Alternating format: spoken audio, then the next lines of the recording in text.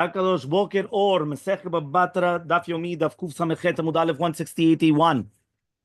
We were speaking about right now the entire concept of a person that came and Abaye came and he said, Afagav Damru Banan, even though the rabbis came and they said, Kevin Shigi True Nechodar Migi, once a person gives a testimony, he cannot retract on the testimony and give a different testimony. Tsurba Merabanan, Tamidei Chachamim, like for example, Rabbi Yomi Barabba is going to be different. Lav Orchele Meidak, because he's not going to be Medaktek in Surat Anashim. And therefore, at the beginning, when he came and he said, this is not the woman which is mentioned in the Shovar, it's not really correct because he didn't start paying attention and start saying, is this the woman, not the woman? They don't really pay attention in the women. So therefore, it's going to be okay. Hahu Tavra. There was a story of a Shovar. Remember, a Shovar is a receipt. To have a Chatima that it was going to be signed on it, Rav Yirmiyah Bar Abba. So Rav Yirmiyah Bar Abba was signed on this. And Amra Lei, so she went and she told Rav Yirmiyah Bar Abba, Lavanavai, it's not me. Right? What does that mean? I'm not the woman that it's written here to do with this Shovar. So Amala, so he told him, Ibra, right? Be'emet, Antavat, it is you. Amar Abaye says,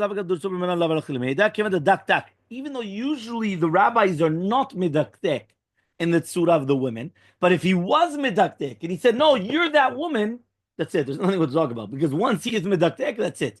Meaning usually they're not going to be midaktek, but once he says this is what there is, there's nothing what to talk about. The Amar Abaye and Abaye says, when a tzur Rabbanan goes to get married to a woman, he should take an amaretz with him. Right? Why? Just in case during the time of Kiddushin, they're going to come and they're going to switch between one woman and another woman. He should take an amaretz with him.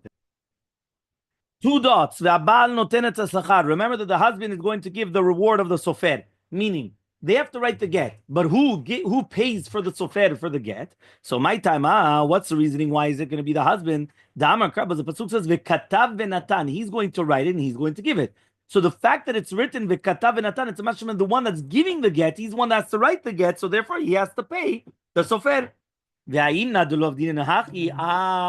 nowadays don't we do that anymore? So he says, Shadua Rabbanana Isha, they threw it on the woman in order that it shouldn't wait. Meaning like this, if the husband has to come and pay, he's going to think twice about it. He's going to say, should I give her the get, not give her the get? I'll just leave her like that.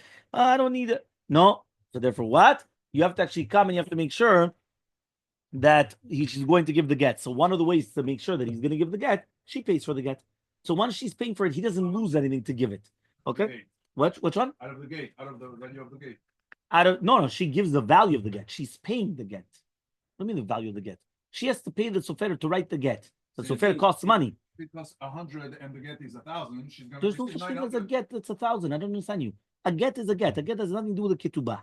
A get is you're coming and you're writing a get. So she has to come. Who's paying that sofer? You go to the sofer. He has to pay. Who pays that amount? Pays that amount. It's usually the husband. However, though, they instituted the woman should do it in order that there shouldn't be a problem.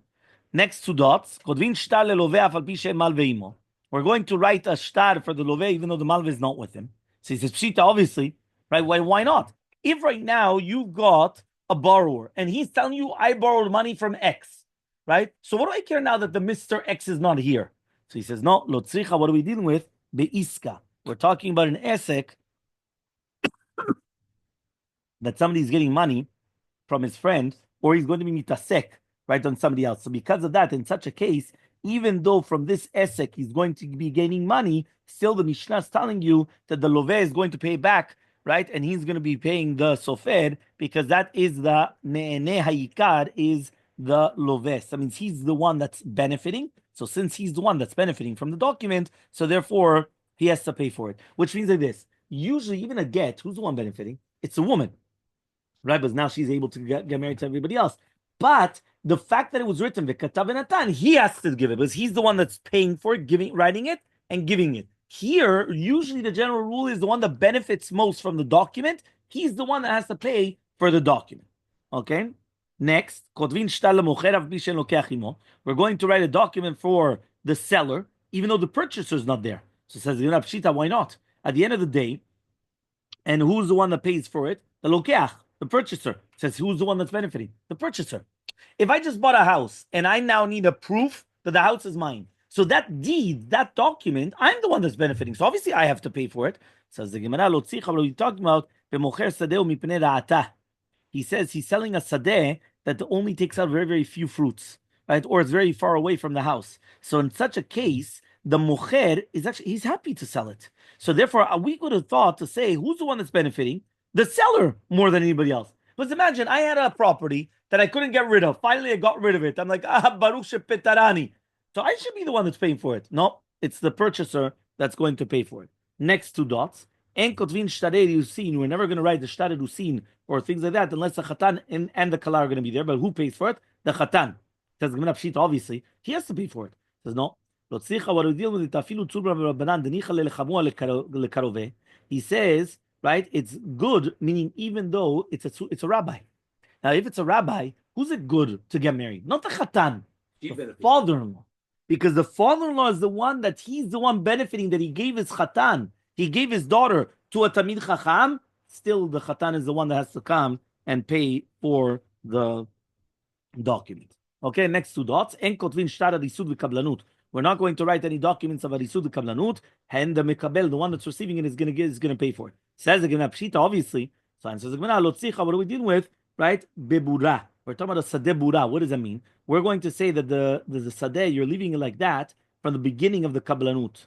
Okay, which means that you're not doing anything with it. You're just leaving it there, right? You can't even plant them, or it depends which year, so on and so forth. So he comes and he says, so the Mishnah is saying that even though the one that's mekabel is not really marviach now, he's not receiving anything now. Still, he's the one that has to pay the schar sofer because in the future it could be that he will come and benefit, and therefore right now he also has to come and he's going to pay for it. Okay, next one. You're not going to write a document of birunin. Remember that when you go to Bedin, there's a secretary of the Bedin. And the secretary of the Bedin comes and he writes down like the minutes. You know, just like when you have meetings, you write down minutes of the meeting. He's going to write down this one brought this proof, this was disproved, this one the other proof. Is that? And that's called shtar birurin. They're trying to be mevarer. They're trying to evaluate what's going on. So therefore, he comes and he says like this. En kotvin, we just said that you're not going to write shtar birurin unless both of them are there. What does it mean shtar birurin? The shtar is the tanot, meaning the claims of each one. Rabbi Yomi bar Abba comes and he says, Ze borel lo echad, veze borel lo echad, which is called zabla. Really, be'emet, you know what shtar berunin is? Shtar berunin is they're being mevarer who's going to be the dayanim. Meaning there does exist a concept that you go to a bedin. So now when you go to a bedin, right, you don't choose the dayanim. You go to a bedin and you have 3 dayanim there, and that's it. And you sit down and you start giving your testimonies and back and forth and back and forth. There's another type of a bedin which is called zabla. What is zabla? Ze borel lo echad. That's an acronym. Ze borel lo echad. Ze borel lo echad. What does that mean? I'm going to come and I want a bedin. So what do? I come and I say, okay, you know what? I want this dayan. He's going to represent me. You're going to come. You're going to say, okay, fine. But I want the other dayan. So he's going to represent you. Now between the two of them, they decide a third one. So that's why ze borel lo echad. One person, one litigant chooses one dayan. The other one chooses the other dayan, and then between them they choose a third dayan. So that's what it means, shtar berurin. Okay, the next two dots. Rashbag comes and he says, "Lishnehem kotvim shnaim leze be'atzmo leze be'atzmo." To the two baalei dinim, we're going to write the 2 different documents. Okay, one for this and one for that. So says the Gemara, "Leima bekofina midat sedom kamipalge." Are you going to tell me that the machloke between them is going to be, or are we going to be kofim on midat sedom? Right, which means that we're going to come and obligate somebody to do something as long as the other person, meaning as long as it's not losing out. What was kofir midat sedom? Imagine right now I have a house and I'm not using it and I'm not renting it out. So technically speaking, you come and you say, you know what, Rabbi, can I use your house? Now, technically speaking, I could say, listen, if it's for rent, so I might be losing rent. So then no. What happens if I never rent it? I'm not. So therefore, right? So therefore, can I come and be kofin on midat sedom or not? So therefore, here, that's what we're saying here. Mor savar, Tanakama holds kofina midat sedom. And therefore, right, we're not going to come and just say that the other one is going to be like minhag sedom, that he doesn't want to pay part of it. He should pay part of it. And therefore, he says, shtar sheli sheli, shelcha shelcha. No. Mor savar, the other one comes and he says, en kofina midat sedom. I cannot force you, right, to do so. So says the Gemara, that's not the machloket. No. According to everybody, kofina midat sedom. We could actually come and we could force on midat sedom. And here the reasoning on Rashbag is that he says lo nichali de tehave zechutach babe zechuti. I don't want that the zechuyot, the ta'anot, right, that are right by you, right, are going to be in my hands. Why? The dami talaik hi arya arva, because you're domeh like an aryeh. You're like a lion which is coming to try to grab something. What does that mean? When you're going to come and write all the different ta'anot, right, and they're going to be on the same shtar, so then you could always look at it, and therefore what happens is you're always going to come and you're going to learn different ta'anot. It's like basically that that they say chachamim nizaru b'divrechem shem tachovu chulat galut, right? Why? Basically, what happens is that a person should be very, very careful because you don't want to teach the Ramai different ta'anot. Meaning like this, sometimes the even lavdila lefavdalot, even sometimes the government have to be very, very careful what they say. Why? Until now, let's say there's 10 hackers and they know a certain type of exploitation, whatever it is, to get into something. If I come now, I say, by the way, there's an if they want, they could do ABC. Now I just open up the door for 100 hackers or 1,000 hackers because I just taught them what to do. But I was trying to tell the other guys, yeah, don't do it. Yeah, but I just opened up the door. So now what happens if you have one person that he doesn't do the patch and he doesn't he doesn't do the upgrade, or he doesn't update the software, and then so now what happens? I just opened up the door to 100 instead of only 10. So maybe it could have been that the other 10 would have never got to him, but now it became 100 or 1,000. So you have to be very, very careful with your words, that you don't want to teach a Ramai what to do. So he's coming and he's saying, if you're going to come and you're going to have now the document, and in this document it's going to be written all my ta'anot, you're like a lion that's coming to wait and to pounce on me. So I don't want that there, and that's what you're going to write each one their ta'anot separately, right? Completely separate. Fine. Says the Mishnah. Says the Mishnah on the bottom of Kufsa Mecheta Mudalef. Says the Mishnah, Mi shepara miktzat chovo v'ishlish et shetaro. So what happens is somebody that's going to come and he's going to pay part of the chov. So imagine he borrowed money and he paid part of it. V'ishlish et shetaro. Now instead of coming and writing a shovar, what he just did was that they put the shtar in the hands of a shlishi, right? That's called a shlish. I mean a third party. V'amalu, and he says imlo. What does it mean imlo? Here it says, okay, imlo 10. Okay, imlo 10, right? If I'm not going to give it, right? So which means to the shlish, right? Mikan ve'ad yom ploni, until then, ten lo shtaro, give him the shtar back. Which means even though I already paid part of it. So imagine, right? One more time. I come and I say, I owe money $100. I come and I pay you 50. So now, instead of just asking, give me a receipt, what do? Okay, fine, take the shtar, we give it to somebody else, right? So we give it to John Doe. Now what happens is that I come and I tell John Doe, if I'm not going to pay back until the end of the week, give him back the shtar. Now, 1 second, when he gives him back the shtar, technically I already paid 50 out of the 100. So he says, Igi Azman, Velo Natan. It came the time, he didn't come, he didn't pay. Rabbi Yosef says, Yiten, you should give it back to him. And therefore, even if he's going to come now and he's going to collect the entire thing, doesn't matter. Yeah, doesn't matter. Rabbi Yehuda argues and he says, Lo Yiten, don't give it back to the Malveh, because obviously you're putting yourself into a big problem, because technically he already did pay part of that document. So says the Gemara, what exactly is going to be the machloket, right, between the two different opinions in the Mishnah? Remember, you had a machloket between Rabbi Yosef and Rabbi Yehuda. Do you give back the document or not? So B'maika mipalge, Rabbi Yosef savara smachta kanya. Rabbi Yosef comes and he says that when a person wants to be maftiach something, and he says, you know what? If I'm not gonna pay back until the give it back to him. Called it a smachta, meaning I'm being somech on something. So in such a case, it's koneh, and therefore, if it's going to be koneh itchayvut, which means that I'm going to acquire some type of obligation, you have to give it back. So you give it back. Now he could collect the entire chov. Listen, I apologize, but this is what you said. Meaning you went and you wanted to try to buy the person to believe you. Now, how did you do that? You said, if I'm not going to pay until a certain time, here it is. The second that you did that, that's a smachta kanya. So Rabbi Yehuda comes and he says, a smachta lo kanya. And a smachta is not going to acquire. So Amar Rav Nachman, Amar Rav says of Nachman, name of Rav, name of Rav. Halacha Rabbi Yosef. The halacha is going to be like Rabbi Yosef.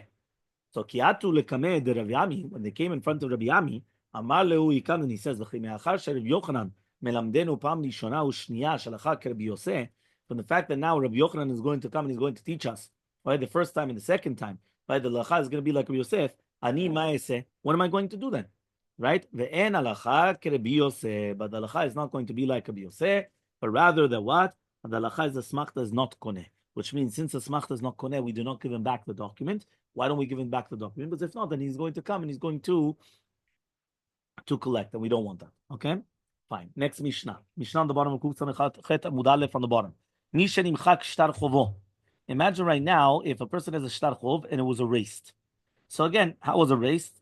Ink fell on it and then it became a whole thing, or water fell on it. So now you want to come and you want to change it for another shtar. So Ma'amid alav edim, he puts other witnesses. Ubali fine bedin, and he comes in front of bedin. Rosino kiyum, and they make a kiyum. So you understood? Meaning, if this is the document that became destroyed, I come, I want to transfer it to a new document. So you take your deem, you go in front of bedin, they come, they do a kiyum, they validate the document, and then you're able to do it. And what do they write? They write over there, Ish ploni ben ploni nimchak shtaro biyom ploni, was erased on a certain date, right? Kuf Samechet Amubet 168b, uploni edav, and so on, so forth. These are the witnesses. Okay, fine. Says the Gemara. So basically, that's what they're doing. They're basically just transferring. It's like basically somebody that has a lost, birth certificate. You have to come. You have to get like a, an original and like all these things. You have to do the exact same thing. You're going from the bedin. You say this is that, and they write it down. But they write it down. There's not the original document. They write down this person's thing was erased on this and this date, and these are the edim, and these are this, and this and that. Here you have. Yeah, like Obama, it took him 2 years to bring a certificate. What? Tan Rabbanan, we learned in the Braita. Ezuhu kiyumo. What is the nusach of the shtar of the kiyum? Remember, you're validating it. So you have to say, Bemotav tlata avina. We were 3 dayanim. Anu ploni uploni uploni. You have to write down the names of the dayanim. Beotzi ploni ben ploni shtar machuk lefanenu. When this guy, ploni ben ploni, comes and takes out a document which was erased. Biyom ploni, on this day of this ploni. Uploni ploni edav. And these are the witnesses. V'im katubona, if it's written in the shtar kiyum, uskaknu leedutan shel haedim, right? That we came and we actually verified. We were choker the edim, the first witnesses, and inset edutam mechuvenet, and now it's 100% correct, right? That they signed it. Gove, so he's going to collect. Ve'eno tzarich lavi raya. They don't have to bring another raya. Meaning, if they came and they wrote down that we actually validated, not only just validated the document, we were choker the edim. We came, we interrogated, and we made sure that the witnesses were correct and everything that he says. Everyone's saying the exact same thing, so that he doesn't need another raya. But if these words are not written about uskaknu leodutan sheledim, so then tzarich lavi raya. Even when the guy comes and he brings a document, chazak baruch, it's a good document, but he has to come and he has to bring a proof. Meaning that it's not enough. He has to bring a proof about what's going on. Okay, fine. Nikra. What happens if the document was not machuk, was not erased? It was torn, right? I mean, somebody came and he tore it. So pasul. We're going to say it's pasul. Why? Because we're going to say, why was it torn? Because usually when somebody comes and they borrow money from you, and then what do they do the first thing? They come and they tear up the document. So if I come and I see that you bring in a document which is torn, I say, Kaddish. Why? He paid you back. Nitkara, if it tore on its own, then it's going to be kosher. Okay? Now again, obviously we would have to find out how do you know one or the other, right? But fine. Then it says, right? Nimchak, if it was erased. Or nitashtesh, it became blurred. Imri shumoni kar, if you could still tell, what's written in the shtar, it's going to be kosher. So the Gemara is now going to ask the question: how do you know if it was torn or it was torn by accident? Meaning, how do you know that somebody came in mamash, they tore it up, or it was torn by accident? How do you know? So it says, Amar of Yuda says of Yuda, nikra, right? If it was going to be nikra, kera shel bedin, nitkara is kera sheno shel bedin. Meaning, there's going to be a way how even bedin come and they tear something up. And therefore, since there's going to be a way of how bedin tear it up, if it was torn the way that bedin tear it up, it's pasul. Why? It was either it was a pasul document to begin with, disqualified, or it was already paid back. But if it was just going to be torn up in another way, so then no. So you see from here that even the way the bedin tear, it's going to be a certain way. So the Gemara asks, how do you what is the tearing of betin? How do you know? Meaning, I'm going to see a document. How do I know who tore it up? So he says, Amar Rav Yuda says, Mekom edim makom azman makom toref. He says, when you have a kerav bedin, it's going to go over where the edim are, where the zman is, and the toref. The toref is the most important part of the document. And Abaye comes and he says, it's sheti va'erev. It has to be zigzag, right? That's what it's called. Right? That means leorech and lerochav, right? The zigzag, right? That's what it's called, right? In order to have it. I told you the main part of the get, the main part of the document, right? Anau arvae de atu lepumpadita. Okay, so now he comes and he says like this. there's a story of Yishmaelim that they came to Pumbedita. They used to come and they used to be manes people to get their fields, right? And but not the karkaot, right? But they used to come and they used to force them to give them shtarem michram. And not only would they come and like force the guy to give them the field, he would have forced them to give them also a document that he sold it to them. So it comes out that Balakarka was never able to go afterwards to come and to go to a bedin because basically they had a document that the guy came and he did that. So atu marvatayu lekamed Abaye. So the Baalei Asadot, they came in front of Abaye. Amrule, they told him, lechsi mor shtarim, right? Go show the rabbi the shtarot that you have, the shtarem echida. Velichtov lamar shtar achrin aleh. And then what you do is you're going to write another document on it, on the shtar. The mitzni schad, because if one of the shtarot are going to be, right, is going to be the force basically, nekatinan chad biadan. You still have another one there, which means the Yishmaelim, they didn't know that there's another shtar. And therefore, they're not going to come and tell him, give us another shtar, right? Because they don't know that there's another one.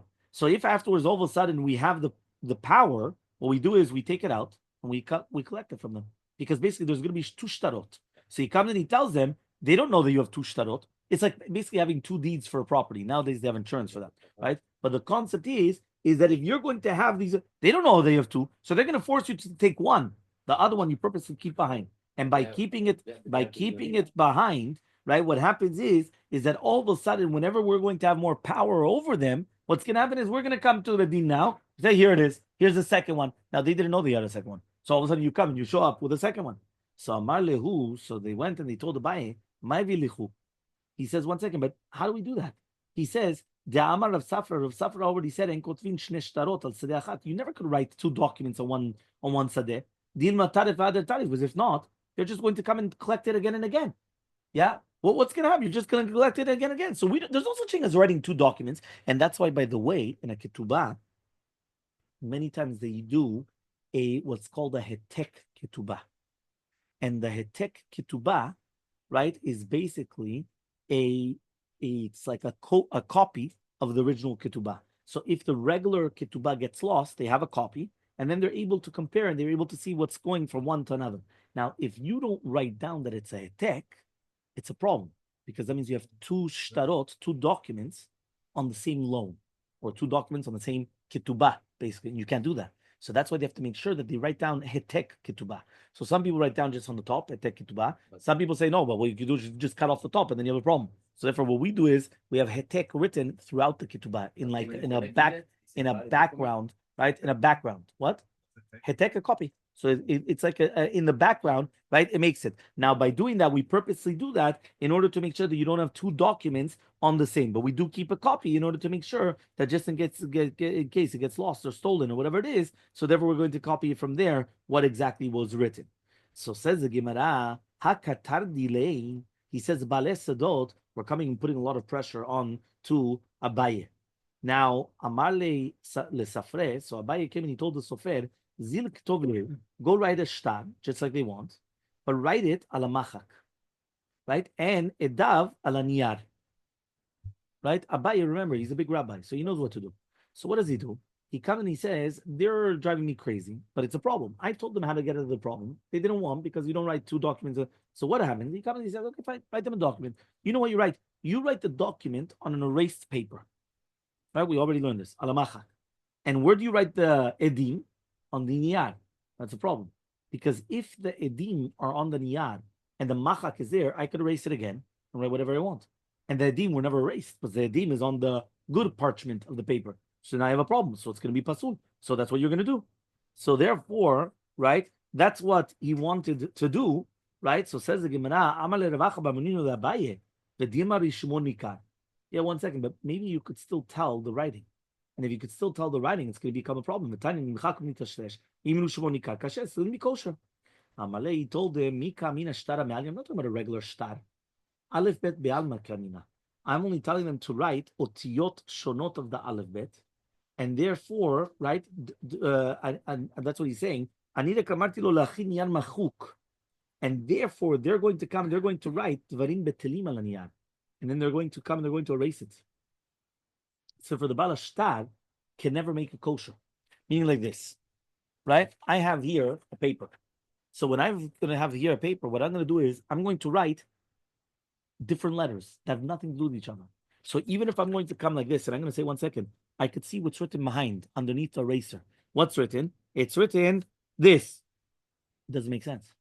So since it doesn't make sense, because the words, which is just stam, aleph, vet, gimel, dalet, hey, vav, zayin, you just continue going, or whatever it is. So therefore, it doesn't help even if it's Shimon Nikar. Even if I could tell something, because it doesn't help. So for what happened, it's still going to be machuk, right? The shtar on the machuk and the edim on the niyad, which is going to be pasul. So therefore, Abaye did it in a very, very smart way in order to get out of any problems. Okay, fine. So now what happens is as follows. Okay. Now he comes and he says like this.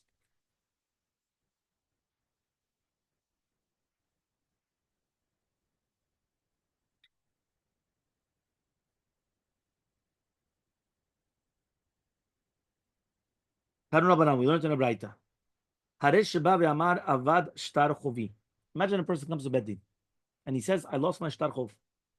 Even though the edim come and they say, Anu katabnu v'chatamnu v'natanu lo, we wrote it, we signed it, right? We gave it to him. En kotvin lo shtar. We don't write another shtar. Says the Gemara, one of these words that we're not going to write another shtar, bishtare alva'a, only in a loan. But shtare mekach umemkar, when it has to do with mekach umemkar, which is buying and selling, kotvin, we do write it. Except for the achrayut, which means we are going to write it. Buying and selling, we do write it again, because here the dean were coming and they were saying, so we do write it, because basically you have to have a proof that this is your field, or this is your house, whatever it is. But over here, we're not going to write down the achrayut. What is achrayut? That basically, right, that you're going to be the obligations in it. That means that you could collect with the lien and so on and so forth. Right? On the top, Rabbi Sheba argues and he says, you also don't write down shtare mekach memkar. Right? He says, that's what Rashbag says. If you're going to give a present to your friend, and he gave it back, so the matana also comes back. Chachamim come and they say, right, matanato kayemet. So basically, there's going to be a machloket. Do we say that when you give a present to your friend and you give him a document, and now you give back the document, do you say that the present was given back or not? Right? Because he gave him back the document. So maybe the present is also given back. So that's going to be a machloket over here. And again, this is according to Shtat Rashbag that also you don't know get. Right? Because if not, then again, he could go again, he could take it out. It's not that simple. So even by that, we're not going to allow as well.